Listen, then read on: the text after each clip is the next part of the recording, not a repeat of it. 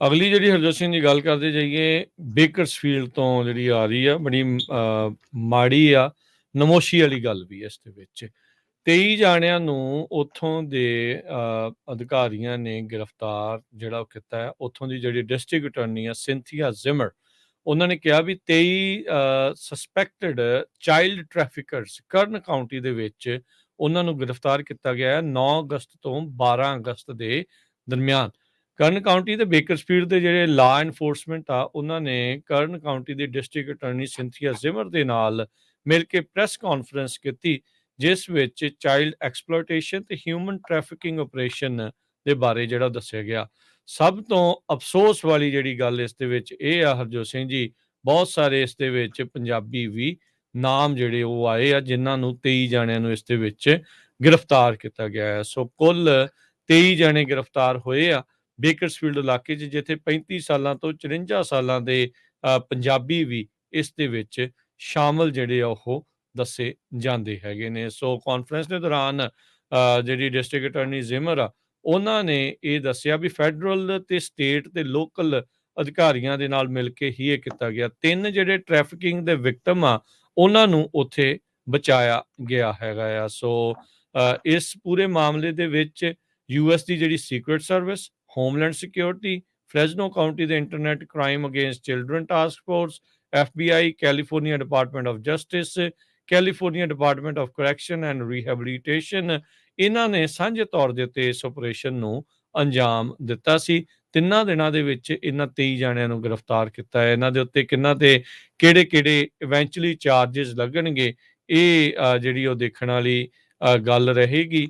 ਇੱਕ ਕੁੱਲ 4 ਜਿਹੜੇ ਪੰਜਾਬੀ ਜਿਨ੍ਹਾਂ ਦੇ ਲਾਸਟ ਨੇਮ ਸਿੰਘ ਦੱਸੇ ਜਾਂਦੇ ਆ, ਉਹ ਇਸ ਦੇ ਵਿੱਚ ਸ਼ਾਮਲ ਹੈਗੇ ਨੇ। ਇਹਨਾਂ ਨੂੰ ਗ੍ਰਿਫਤਾਰ ਕਰ ਲਿਆ ਗਿਆ ਹੈਗਾ। ਸੋ ਬਿਲਕੁਲ ਬਹੁਤ ਹੀ ਮਾੜੀ ਗੱਲ ਆ ਜੇ ਆਪਾਂ ਕਰਨ ਕਾਊਂਟੀ ਸ਼ੈਰਿਫ ਡਿਪਾਰਟਮੈਂਟ ਵੱਲੋਂ ਜੋ ਜਾਰੀ ਕੀਤੀ ਗਈ ਹੈ ਪ੍ਰੈਸ ਰਿਲੀਜ਼ ਡੌਨੀ ਯੰਗ ਬਲੱਡ ਵੱਲੋਂ, ਉਹਨਾਂ ਨੇ ਇਹ ਕਿਹਾ ਕਿ ਜਿਹੜੇ ਸਭ ਤੋਂ ਜ਼ਿਆਦਾ ਵਨਰੇਬਲ ਹੁੰਦੇ ਹੈਗੇ ਆ, ਜਿਨ੍ਹਾਂ ਦੇ ਉੱਤੇ ਬਹੁਤ ਛੇਤੀ ਅਸਰ ਹੋ ਸਕਦਾ ਬੱਚਿਆਂ ਨੂੰ, ਉਹਨਾਂ ਨੂੰ ਅਸੀਂ ਪੂਰੀ ਤਰ੍ਹਾਂ ਬਚਾਵਾਂਗੇ।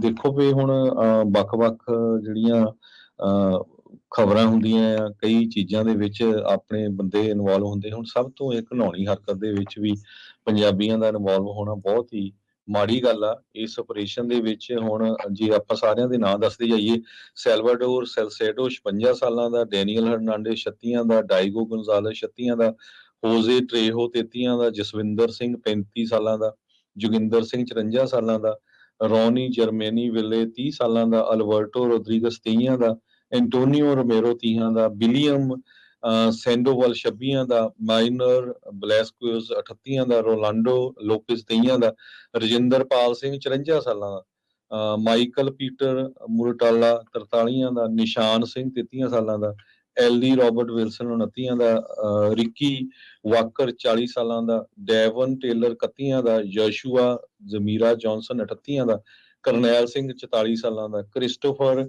ਗ੍ਰਾਈਨਰ 36 ਸਾਲਾਂ ਦਾ। ਸੋ 5 ਇਹ ਜਾਣੇ 27 ਜਾਣੇ ਆ। ਸੋ 5 ਜਾਣੇ ਜਿਹੜੇ ਦੇਖੋ ਇਹਦੇ ਵਿੱਚ ਇਹ ਪੰਜਾਬੀਆਂ ਨੇ ਕਿੱਡੀ ਘਿਨਾਉਣੀ ਜਿਹੜੀ ਘਟਨਾ ਆ। ਅੱਗੇ ਦੇਖੋ ਜਿਹੜੇ ਡਰੱਗ ਦੇ ਨਾਮ ਦੇ ਵਿੱਚ ਜਿਹੜੇ ਫੜੇ ਜਾਂਦੇ, ਉਹਨਾਂ 'ਚ ਕਿੰਨੇ ਆਉਂਦੇ ਆ ਚਾਈਲਡ ਟ੍ਰੈਫਿਕਿੰਗ ਦੇ ਵਿੱਚ। ਇਹ ਕਿਹੜੇ ਕੰਮਾਂ ਨੂੰ ਜਿਹੜੇ ਆ ਇਹ ਤੁਰੇ ਆ। ਆਪਰੇਸ਼ਨ ਬੈਡ ਬਾਰਬੀ ਨਾਮ ਦਿੱਤਾ ਗਿਆ ਸੀ ਇਸ ਪੂਰੇ ਆਪਰੇਸ਼ਨ ਨੂੰ ਕੈਲੀਫੋਰਨੀਆ ਡਿਪਾਰਟਮੈਂਟ ਆਫ ਜਸਟਿਸ ਦੇ ਦੁਆਰਾ, ਜਿਹਦੇ ਵਿੱਚ ਇਹਨਾਂ ਦੀਆਂ ਜਿਹੜੀਆਂ ਗ੍ਰਿਫਤਾਰੀਆਂ ਹੋਈਆਂ ਆ। 3 ਪੀੜਤ ਜਿਹੜੇ ਵਿਕਟਮ ਆ, ਉਹਨਾਂ ਨੂੰ ਉਹਨਾਂ ਨੇ ਬਚਾਇਆ ਵੀ ਆ। 23 ਜਣੇ ਗ੍ਰਿਫਤਾਰ। ਯਾਦ ਹੋਣਾ ਹਰਜੋਤ ਸਿੰਘ ਜੀ, ਕੈਲੀਫੋਰਨੀਆ ਦੀ ਸਟਰ ਯੂਬਾ ਕਾਊਂਟੀ ਦੇ ਜਿਹੜੇ ਡਿਸਟ੍ਰਿਕਟ ਅਟਾਰਨੀ ਸੀਗੇ, ਉਹਨਾਂ ਨੇ ਉਦੋਂ ਫੜੇ ਸੀਗੇ ਤਕਰੀਬਨ 1.5 ਦਰਜਨ ਜਿਹੜੇ ਪੰਜਾਬੀ ਆ ਵੱਖ-ਵੱਖ ਗੈਂਗਾਂ ਦੇ ਨਾਲ ਸੰਬੰਧਿਤ ਆ। ਉਹਨਾਂ ਨੂੰ ਉਦੋਂ ਗ੍ਰਿਫਤਾਰ ਜਿਹੜਾ ਉਹ ਕੀਤਾ ਗਿਆ ਸੀ, ਜਿਨ੍ਹਾਂ ਦੇ ਇਵੈਂਚੁਅਲੀ ਇੱਥੋਂ ਦੇ ਕਾਊਂਟੀ ਸ਼ੈਰਿਫਸ ਆ, ਉਹਨਾਂ ਦੇ ਕਹਿਣ ਦੇ ਮੁਤਾਬਕ ਉਹਨਾਂ ਦੇ ਲਿੰਕ ਇੰਡੀਆ ਦੇ ਗੈਂਗਸ ਦੇ ਨਾਲ ਸਿੱਧੇ ਤੌਰ ਦੇ ਉੱਤੇ ਜੋੜ ਕੇ ਜਿਹੜੇ ਉਹ ਦੇਖੇ ਜਾ ਰਹੇ ਸੀਗੇ। ਸੋ ਹੁਣ ਤੁਸੀਂ ਦੇਖੋ ਵੀ ਕਿੱਧਰ ਨੂੰ ਗੱਲ ਜਿਹੜੀ ਇਹ ਤੁਰਦੀ ਜਾ ਰਹੀ ਆ।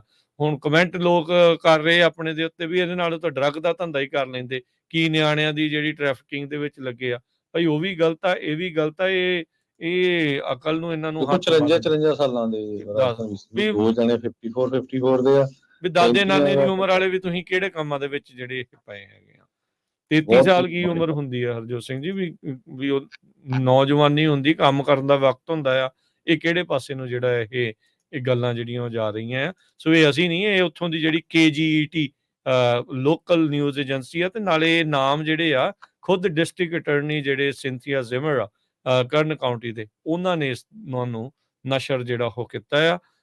ਕਈ ਇਲਾਕਿਆਂ ਦੇ ਵਿੱਚ ਇਦਾਂ ਦੀਆਂ ਜਿਹੜੀਆਂ ਘਟਨਾਵਾਂ ਜਦੋਂ ਵਾਪਰਦੀਆਂ ਆ ਤਾਂ ਮਾੜੀ ਗੱਲ ਆ। ਨੋ ਡਾਊਟ ਆਪਣੀ ਇੱਥੇ ਪਾਪੂਲੇਸ਼ਨ ਦੇ ਵਿੱਚ ਵਾਧਾ ਹੋਇਆ, ਕਾਫੀ ਲੋਕ ਆਏ ਨੇ, ਰਹਿ ਰਹੇ ਨੇ ਚਿਰ ਦੇ। ਇਹ ਨਹੀਂ ਆ ਵੀ ਕੋਈ ਕ੍ਰਾਈਮ ਨਹੀਂ ਜਿਹੜਾ ਕਦੀ ਕਿਸੇ ਨੇ ਕੀਤਾ ਹੋਊਗਾ, ਪਰ ਇਦਾਂ ਦੀਆਂ ਘਿਨਾਉਣੀ ਹਰਕਤਾਂ ਦੇ ਵਿੱਚ ਆਪਣੇ ਜਿਹੜੇ ਪੰਜਾਬੀ ਆ ਉਹ ਤੁਰ ਜਾਣਗੇ।